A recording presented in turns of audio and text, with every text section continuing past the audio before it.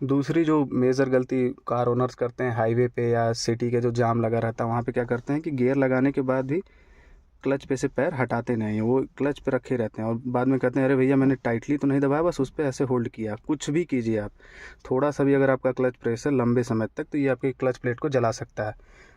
जो लोग पहाड़ों में ट्रिप करने जाते हैं वो अक्सर डरे रहते हैं कि सामने से कोई गाड़ी ना आ जाए झटके से, इसकी वजह से वो हर समय क्लच पे पैर दबाए रहते हैं, जो कि एक बेकार चीज़ है गाड़ी के लिए, लॉन्ग टर्म के लिए, इंजन के लिए ख़राब है। गुड मॉर्निंग फ्रेंड्स, ये है 2024 की महिंद्रा बोलेरो नियो का N10 टॉप मॉडल। पिछले वीडियो में हमने बात की थी इसकी मेजर अच्छाइयाँ और कमियों के बारे में। आज हम बात करेंगे कार से रिलेटेड डू एंड डोंट्स के बारे में, जो कार ओनर्स मेजर गलतियाँ करते हैं जिसकी वजह से उनकी कार की लाइफ जो होती है वो कम हो जाती है। आइए शुरू करते हैं। उससे पहले इस गाड़ी के बारे में कुछ जानकारी दे देता हूँ। ये बोलेरो नियो का टॉप मॉडल N10 है, जिसकी प्राइसिंग 10 से 12 लाख रुपए के आसपास। ये टॉप मॉडल मुझे ऑन रोड प्राइस पड़ा था 1310 या 1320 के आसपास। गाड़ी कॉम्पैक्ट SUV में आती है, सब 4 मीटर व्हीकल 4 मीटर के अंदर है। इसकी ओवरऑल लेंथ जो है वो 13 फुट 1 इंच है। जो स्कॉर्पियो 14.6 फीट 14.5 फीट थी उससे लगभग 1.5 फीट छोटी है। गाड़ी में 3 सिलेंडर का डीजल इंजन एमहॉक इंजन लगा हुआ है, जो प्रोड्यूस करता है 100 bhp की पावर। ये एक रियल व्हील ड्राइव गाड़ी है, पिछले चक्के खींचते हैं गाड़ी को, और लेडर ऑन फ्रेम व्हीकल है, आगे से पीछे एक ही कमानी है। इसकी फ्यूल टैंक कैपेसिटी 50 लीटर की है। इस प्राइस रेंज पर आपको एक 7 सीटर कॉम्पैक्ट SUV मिल जाती है। 5 सीटों पे आप काफ़ी आराम से बैठ सकते हैं। पीछे वाली जो सीट्स हैं वो चाइल्ड सीट्स आती हैं, दिखा देता हूँ एक बार।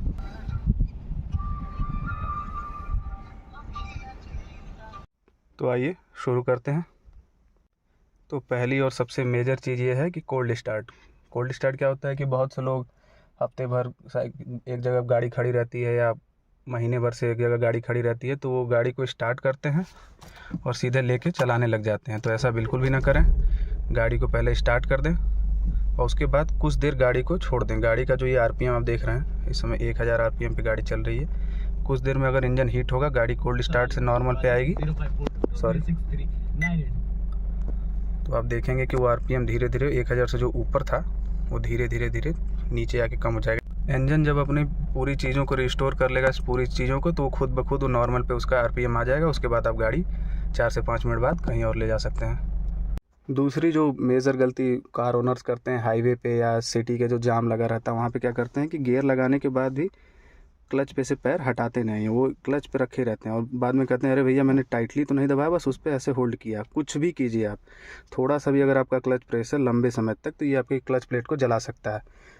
जो लोग पहाड़ों में ट्रिप करने जाते हैं वो अक्सर डरे रहते हैं कि सामने से कोई गाड़ी ना आ जाए झटके से, इसकी वजह से वो हर समय क्लच पे पैर दबाए रहते हैं, जो कि एक बेकार चीज़ है गाड़ी के लिए, लॉन्ग टर्म के लिए, इंजन के लिए ख़राब है। अगर आप गाड़ी को एक्सेलरेट करते हैं उसके बाद पूरा क्लच दबाइए, कभी भी क्लच हाफ नहीं लेना चाहिए, पूरा क्लच दबाना चाहिए।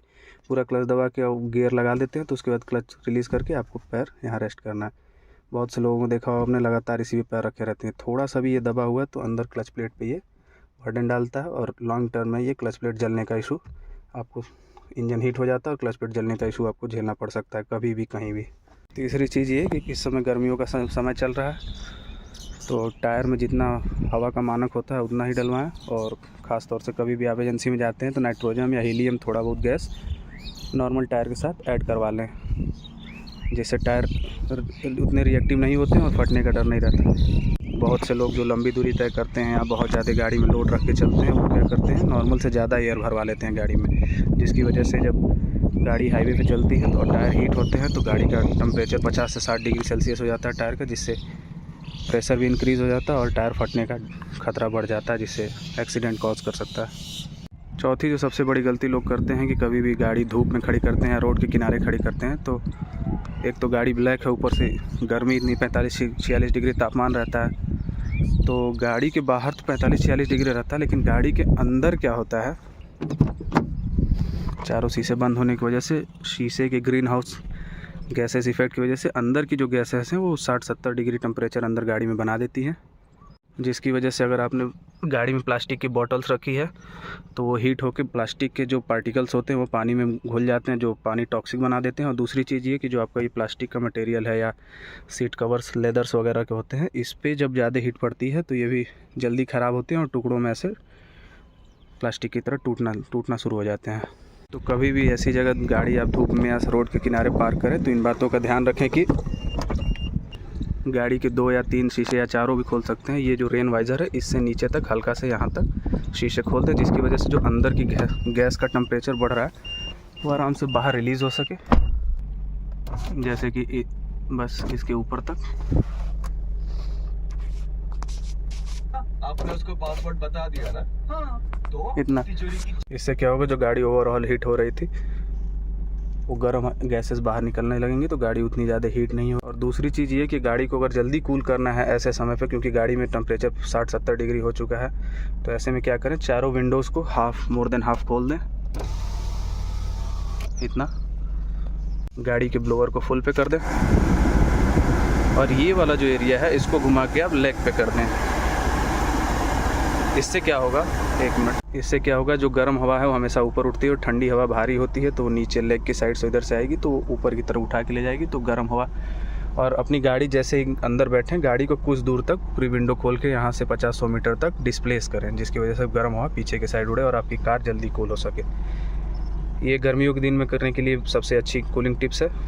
बहुत से लोग एक गलती ये भी करते हैं कि जब वो हैंड रेस्ट पे हाथ रखते हैं तो मोस्टली समय वो गियर नॉब को एक हाथ से पकड़े रहते हैं।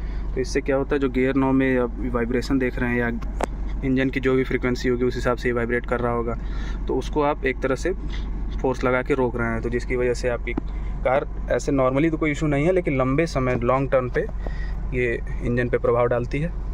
गाड़ी में भी कभी भी हवा अपने मन से न डलवाएं। कार ओनर्स ने हर टायर और हर साइज़ के हिसाब से यहाँ पे इंफॉर्मेशन दे रखी होती है कि किस टायर में, फ्रंट रियर में कितना हवा होना चाहिए, 35, 24 जो भी हो उस हिसाब से डलवाएं। यात्रा आपकी लंबी दूरी की हो या आपको 5 किलोमीटर जाना हो, हमेशा दोनों सीट बेल्ट, फ्रंट पैसेंजर को तो कंपलसरी है सीट बेल्ट लगाना, जिसकी वजह से ये फ़ायदा रहता है कि कभी भी मान लीजिए बाई चांस एक्सीडेंट हो गया तो यहाँ वाले एयरबैग्स और वहाँ जो एयरबैग्स दिए रहते हैं वो आराम से खुल जाते हैं, जिसकी वजह से आपको एक्सीडेंट का खतरा बच जाता है। इस समय बरसात का मौसम है, आपने अक्सर देखा होगा, मान लीजिए तो घास है, अक्सर देखा होगा कि रोड के किनारे टर्निंग्स पे जो पानी जमा होता है रोड पे, उसमें से कार ओनर्स बहुत तेज़ी से कार निकालते हैं या ड्रिफ्ट करके मज़ा लेते हैं, पानी छींटे मारता है बहुत दूर तक। एक फिनोमेना होता है एक्वाप्लेनिंग। एक्वाप्लेनिंग क्या होता है वो समझाता हूँ आपको। गाड़ी जब तेज़ी से टायर टर्न लेके वाटर के ऊपर से क्रॉस करती है तो टायर के चारों तरफ पानी की एक लेयर बन जाती है, जो टायर का जो सरफेस होता है वो रोड के सरफेस को छोड़ देता है, मतलब दोनों के बीच में कांटेक्ट ख़त्म हो जाता है और पानी आ जाता है, जिसकी वजह से गाड़ी ट्रैक्शन पूरी तरीके से लूज हो जाती है और गाड़ी पीछे से ऐसे लहराते हुए जाती है और किसी एक साइड जाके पलट जाती है, एक्सीडेंट हो जाता है। मैंने ये चीज़ अपनी कार में नोटिस की है। उस समय मैं बोलेरो नहीं, एक ईटियोस कार आती है वो टोयोटा वाली, उसको चला रहा था, उसमें नोटिस किया उसके फ्रंट व्हील ड्राइव होती है, आगे वाला टायर ही खींच रहा था, जैसे ही पानी में गई गाड़ी पूरी ऐसे लेफ़्ट से राइट लहरा गई। टायर की स्पीड इतनी ज़्यादा होती है, इतना तेज़ी से नसते हैं कि उसमें पानी की एक लेयर जम जाती है, वो इतनी आसानी से हटती नहीं। या तो कार स्लो आप कभी भी ऐसे पानी वाले इलाके से निकलें तो आपको एक तो पता नहीं रहता है कि अंदर गड्ढा है कि क्या, और टर्निंग पे तो बिल्कुल ही ऐसा ना कर, गाड़ी एकदम धीरे से निकालें।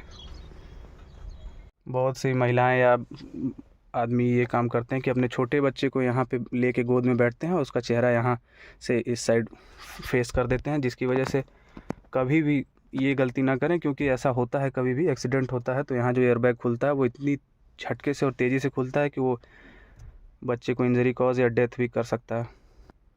उससे रिलेटेड यहाँ पे वार्निंग दे चुका है, आप देख सकते हैं, do not place rear facing child.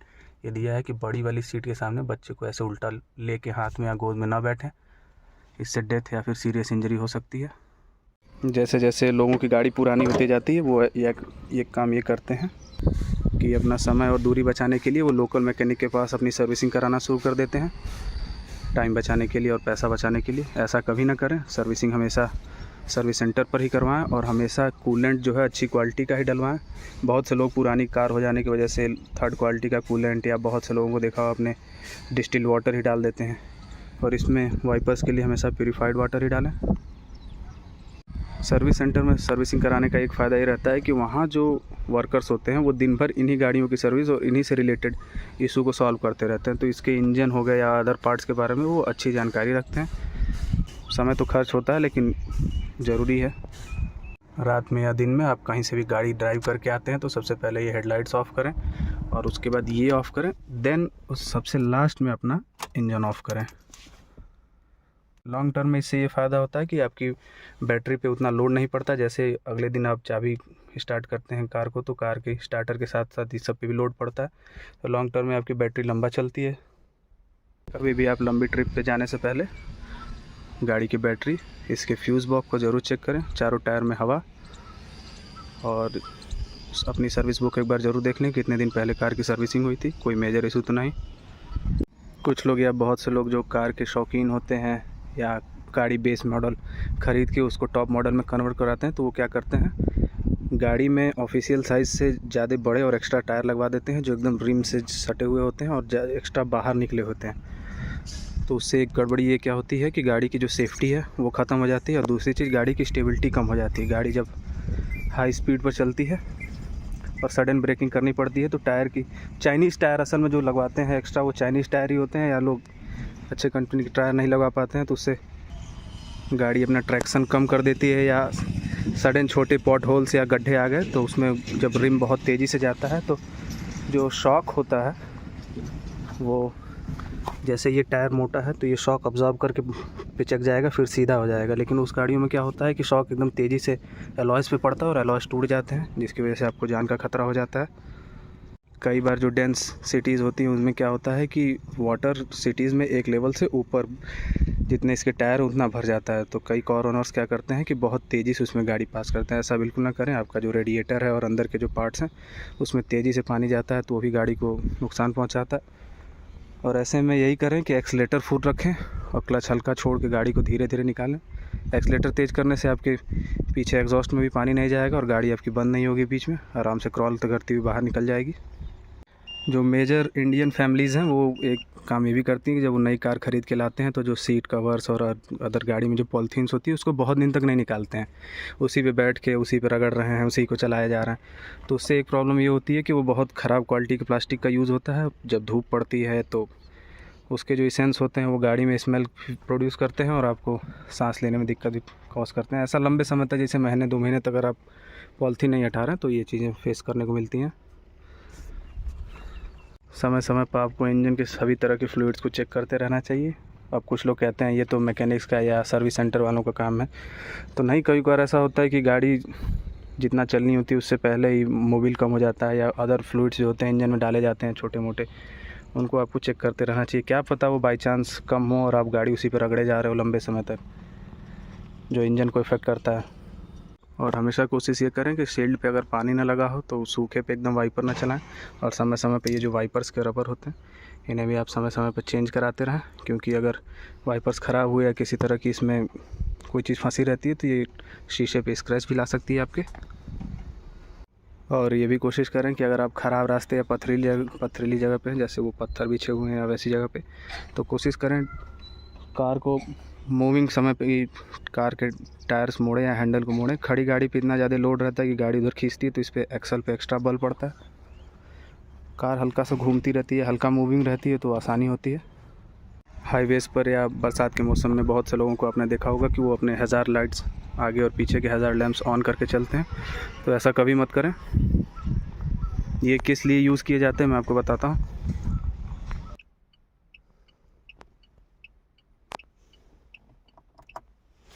Hazard lamps का यूज़ जब आपकी कार ख़राब हो जाती है, आप कहीं रुके हुए हैं रोड साइड के किनारे, तो खड़ी गाड़ी करके ही उसे जलाया जाता है, जिससे पीछे वाले आने वाले व्हीकल को पता चले कि आपकी गाड़ी रुकी हुई है, बगल से जंग निकल के जाना है।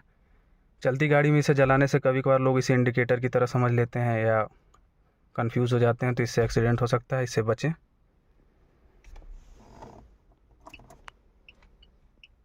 और कुछ देर बाद जब कार आपकी कूलिंग हो जाए तो रीसर्कुलेशन का बटन दबा दें,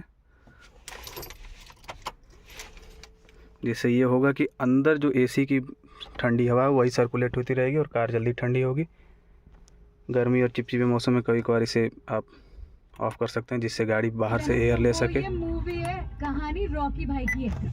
बहुत से जो कार ओनर्स होते हैं वो कार ख़रीद के चलाना शुरू कर देते हैं, लेकिन उन्हें जो जनरल साइंस हैं ये MID में शो हो रहे हैं उसके मतलब नहीं पता। जैसे बैटरी का इंडिकेटर, वो इंजन से related issue, seat belt, engine choke, ये सब जो सारे इसके साइन होते हैं वो कार ओनर को पता होने चाहिए, जिससे आप इसकी समय पर सर्विसिंग और मेंटेनेंस करा सकें, जिसकी वजह से आपकी गाड़ी लंबा चल सके। इफ़ेक्टिव कूलिंग के लिए इसके नीचे जो AC के जो अंदर फ़िल्टर्स आते हैं उनको समय समय पर एयर प्रेशर दे के साफ़ कराना चाहिए या चेंज करवाते रहना चाहिए, जिससे आपकी कूलिंग अच्छी हो सके। हमेशा शीशे क्लोज़ रखें, जिससे धूल धक्कड़ अंदर कम आए और कार जल्दी ठंडी हो। मेरी कार जैसे इसमें इतनी बड़ी कार होने के बावजूद रियर AC वेंट्स नहीं दिए गए हैं, यही 4 वेंट्स हैं, तो गाड़ी यहाँ से लेके वो पीछे 7 सीट तक जाते जाते थोड़ा ज़्यादा समय लेती है। तो जो 3rd रो में पैसेंजर बैठे रहते हैं उन्हें थोड़ा गर्मी का एहसास होता है। कार चलाते समय हमेशा लाइट ब्रेकिंग का यूज़ करें। हार्ड ब्रेकिंग और जल्दी जल्दी प्रेस करने पे या तेज़ी से ब्रेक लेने पे आपके ब्रेक शूज जल्दी ख़राब होते हैं, घिसते हैं। ठंड के मौसम में बहुत से लोग ये करते हैं कि अपनी AC 2-3 महीने या 4 महीने चलाते ही नहीं हैं, बंद किए रहते हैं। तो ऐसा ना करें, बिल्कुल मतलब 15-20 दिन पर या मीडियम टेम्परेचर पर ही 1-2 मिनट AC को बीच बीच में चला रखें, जिससे AC ब्लॉक नहीं होती और समर आते ही आपको मेंटेनेंस की ज़रूरत नहीं पड़ेगी, ऑटोमेटिकली सही से काम करती रहेगी।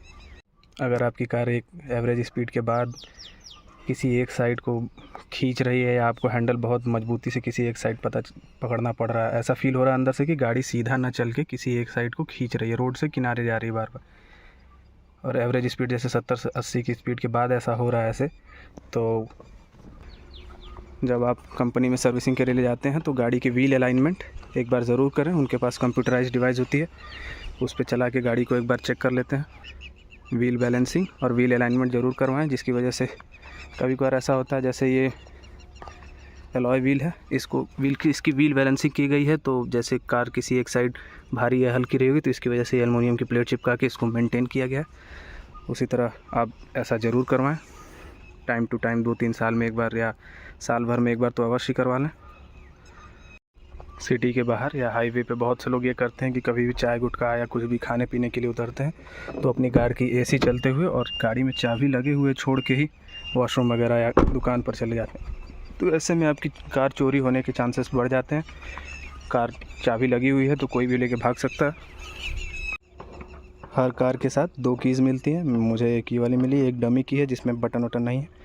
तो मैं ये बताना चाह रहा था कि अगर बहुत से लोगों को क्या होता है कि अगर एक चाबी खो जाती है तो उसकी कहीं कंप्लेन नहीं कराते और दूसरी चाबी यूज़ करके गाड़ी चलाने लगते हैं। तो ऐसा बिल्कुल भी ना करें। जिस समय आपकी कार की चाबी गुम हो गई है उसकी तुरंत FIR दर्ज करवाएं। अगर आपने ऐसा नहीं किया या ऐसा नहीं करते हैं तो अगर आपकी गाड़ी कहीं से चोरी हो जाती है और आप इसकी इंश्योरेंस क्लेम करते हैं कंपनी में, तो कंपनी कभी भी इसका इंश्योरेंस मान्य नहीं करेगी, क्योंकि आपके पास दोनों कीज़ नहीं है। ऐसे केसेस में हो सकता है क्या पता चोरी आप ही ने करवाई हो या आपकी लापरवाही से ऐसा हुआ। तो अगर आप FIR दर्ज नहीं कराते हैं कि मेरी कीज़ गुम हो गई थी या खो गई थी कहीं, तो आपको कंपनी क्लेम नहीं देगी, आपको लाखों का नुकसान हो सकता है। तो इससे बचें। अगर आप एक लंबी ट्रिप पे हाईवेज़ पे जा रहे हैं जहाँ वो हाईवेज़ पे सफ़ेद वाली पट्टी ही पट्टी रहती है, तो बहुत लंबे समय तक कार चलाने पर ब्रेन में एक इल्यूज़न जैसा पैदा हो जाता है, एक भ्रम जैसा या नींद जैसी लगनी होती है।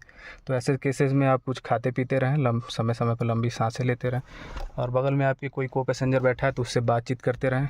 हर 2-2.5 घंटे पर कार रोक के चाय नाश्ता या उसी बहाने मुँह हाथ धो के फ्रेश होते रहें, जिससे आपको नींद कम आएगी। या आप थोड़ी सी भी झपकी लेंगे तो आप हैंडल से लूज़ कर देंगे, गाड़ी एक साइड जाके कि एक्सीडेंट हो सकती है। और हाईवेज़ के एक्सीडेंट इतने ख़तरनाक होते हैं कि डेथ के चांसेस बहुत ज़्यादा होते हैं। जैसे सिटी में एक्सीडेंट हुआ तो मान लीजिए गाड़ी पे स्क्रैच आया, बहुत हुआ तो थोड़ी बहुत हेडलाइट वगैरह फूटी, लेकिन हाईवे रिस्की होते हैं, तो इससे बचें। अगर आपके पास एक नई कार है और आपका ज़्यादा रन सिटेड में होता है तो आपको ये जो टर्न्स के लिए वहाँ बम्पर्स के जो किनारे वाली साइड होती हैं, उन कॉर्नर्स को अच्छे तरीके से मैनेज करने आना चाहिए कि गाड़ी कितना घुमाने पे किस साइड से टर्न लेती है। नहीं तो हर दूसरे तीसरे दिन आपकी गाड़ी में नए स्क्रैचेस आते रहेंगे और आपकी गाड़ी कुछ ही दिनों में पुरानी होने लगती है। ये देखिए। तो दोस्तों, ये थे कुछ न्यू कार ओनर्स के लिए जनरल टिप्स, या वो ड्राइवर जिन्हें ये सब जानकारी नहीं होती और गाड़ी चलाना सीख जाते हैं।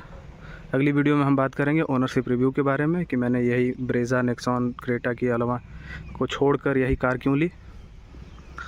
ऐसी और जानकारी के लिए चैनल को सब्सक्राइब कर लें। Thank you.